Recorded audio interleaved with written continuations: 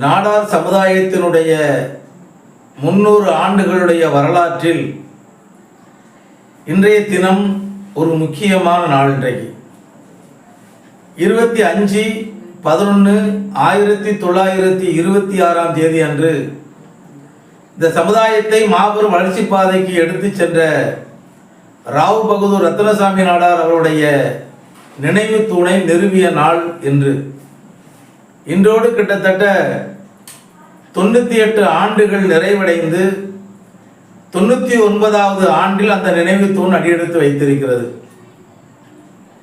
ராவ் பகதூர் ரத்னசாமி நாடார் அவர்கள் இல்லை என்று சொன்னால் இன்றைக்கு நாடார்கள் மத்தியில் எந்த ஊர்களிலும் உறவின் முறைகள் தோன்றியிருக்காது.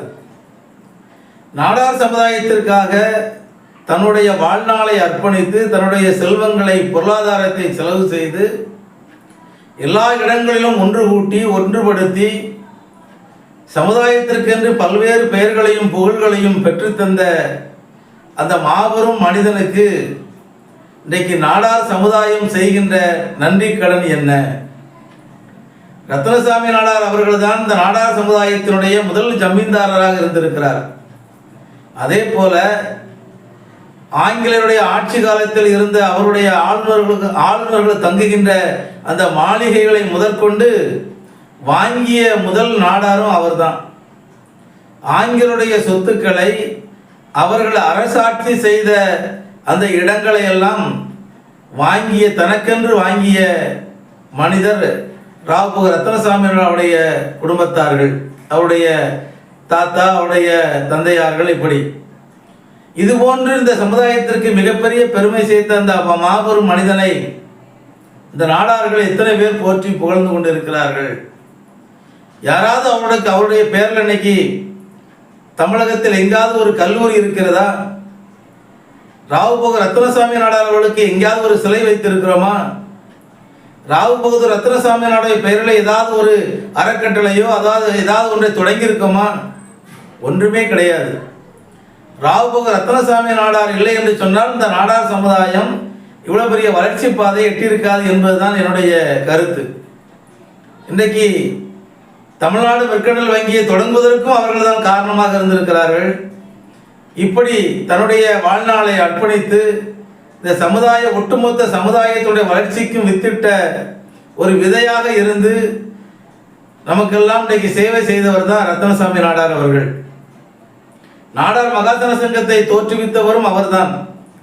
ஆனால் நாடார் மகாசன சங்கம் என்றைக்காவது பொறையாறிலே சென்று நாடார் அவருக்கு ஒரு விழா எடுத்திருக்கிறதா என்று சொன்னால் இல்லை.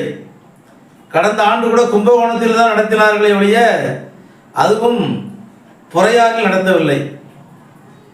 நாடார் மகாசன சங்கத்தினுடைய வரலாற்றிலேயே ராவ் பகதூர் ரத்னசாமி நாடார் அவர்களுக்கு அந்த பகுதியிலே கும்பகோணத்திலே விழா எடுத்தது கடந்த ஆண்டு தான். இதுவரை எந்த ஒரு விழாவும் மகாசன சங்கம் கூட அவருக்காக தனிப்பட்ட முறையில் எடுத்ததாக வரலாற்றில் இல்லை. நாடார் மகாசன சங்கம் நினைத்தால் ராவ் பகதூர் ரத்னசாமி நாடார் அவர்களுடைய பெயரில் கல்லூரி தொடங்கியிருக்கலாம். நம்முடைய சமுதாய சொந்தமான இடங்களில் எங்கேயாவது ஒரு இடத்தில் அவருக்கு ஒரு நினைவாக ஒரு சிலை அமைத்திருக்கலாம். ஆனால் இன்று வரை அந்த மனிதனை இந்த நாடார் சமுதாயம் மறந்தது ஏனோ என்று தெரியவில்லை. ஒட்டுமொத்த சமுதாயத்துடைய வளர்ச்சிக்காகவும் பாடுபட்டவர். அவருடைய பெயரை இன்றைக்கு நாடெங்கும் நாம் புகழ் சேர்த்தோம் என்று சொன்னால்தான் நமக்கு மரியாதை. அப்படிப்பட்ட ஒரு மனிதனுடைய பெயரை கூட இன்னைக்கு நம்ம வெளிப்படையாக பேசுவதற்கு இன்னைக்கு சரியா இல்லை. நம்ம காமராஜரை பற்றி பேசுகிறோம், பட்டியலன்பட்டி சவுந்தரபாண்டிய நாடாரை பற்றி பேசுகிறோம், அவருக்கு பிறகு வந்தவர்களையெல்லாம் போற்றி புகழ்ந்து கொண்டு இருக்கோம். ஆனால் ராவ் பகதூர் ரத்னசாமி நாடார் அவர்களுக்கு உலகம் முழுவதும், இந்தியா முழுவதும், தமிழகம் முழுவதும் உள்ள நாடார் சங்கங்கள் செய்த நன்றி கடன் என்ன?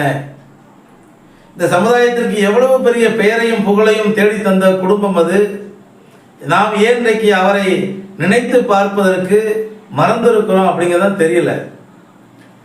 அவருக்காக அவர் செய்த சேவையை பாராட்டி ஆங்கிலேய அரசு அவருக்கு ராவ் பகதூர் பட்டம் கொடுத்துருக்கு. அது மட்டும் இல்லை, தரங்கம்பாடி வரைக்கும் அவர் ரயில் பாதை திட்டத்திற்கு அவர் இடம் கொடுத்த காரணத்தினால அவருக்கு அன்றைய ஆங்கிலேய அரசு அவருக்கு ஒரு நினைவு தூண் நட்டாங்க. அது எப்படி? அவர் இறந்ததுக்கு பிறகு, அவர் இறந்த பிறகு அவருடைய பெயரால் ஒரு நினைவு தூணை ஆங்கில அரசு நன்றி கடனோடு செய்திருக்கு. ஆங்கிலேய அரசுக்கு இருந்த ஒரு நன்றி உணர்வு கூட இன்னைக்கு நம்மிடத்தில் இருக்கா என்பது ஒரு கேள்விக்குறியாகத்தான் இன்னைக்கு நான் அதை பார்க்க. இன்னைக்கு ஆங்கிலேயர்கள் அவர் செய்த சேவையை பாராட்டி பட்டம் கொடுத்தார்கள். 25/11/1926 டேனிஷ் கோட்டைக்கு முன்பு, அந்த கடற்கரைக்கு முன்பு அவருக்கு ஒரு நினைவு தூணை நட்டு, அன்றைக்கு தஞ்சை மாவட்டத்தினுடைய கூடுதல் நீதிபதியாக இருந்த தான் என்ற ஒரு நீதிபதி தான் இன்றைய தினத்தில் அன்றைக்கு அந்த நினைவு தூணை நிறுவி திறந்து வைத்திருக்கின்றார்கள்.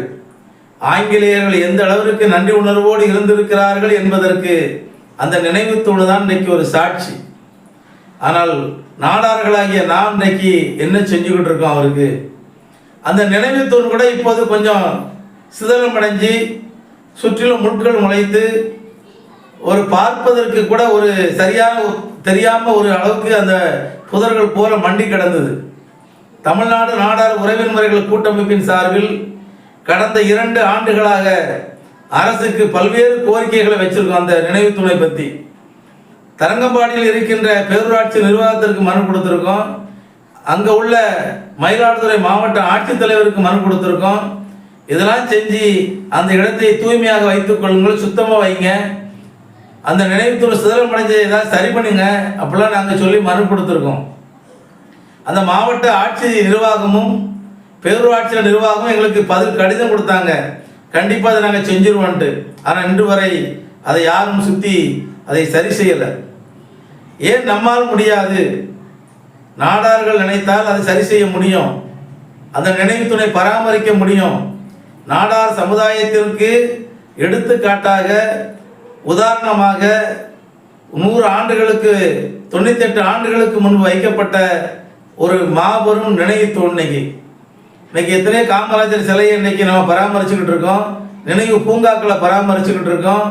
இது எவ்வளோ விஷயங்கள் இன்னைக்கு நாடார் சமுதாயம் நாடார் சங்கங்களும் செஞ்சுக்கிட்டு இருக்கோம்.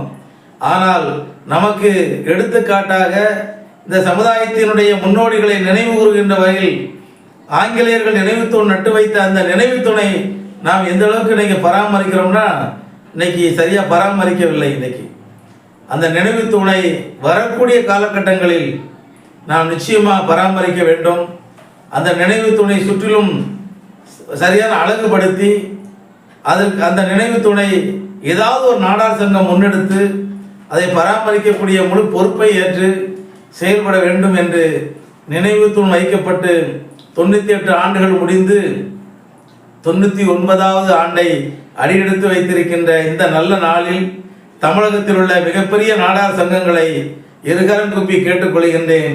ராவ் பகவத் ரத்தனசாமி நாடாருடைய அந்த நினைவு தூணை சிதலமடைந்து கீழே விழாத அளவிற்கு அதை மாபெரும் நினைவு தூணாக வரும் தலைமுறையும் இந்த நினைவு தூண் மூலமாக நம்முடைய சமுதாயத்தினுடைய வரலாறுகளை தெரிந்து கொள்கின்ற விதமாக அந்த நினைவு தூண் நம்முடைய மக்களால் நம்முடைய சங்கங்களால் பராமரிக்கப்பட வேண்டும் என்று கேட்டுக்கொள்கின்றேன். நன்றி, வணக்கம்.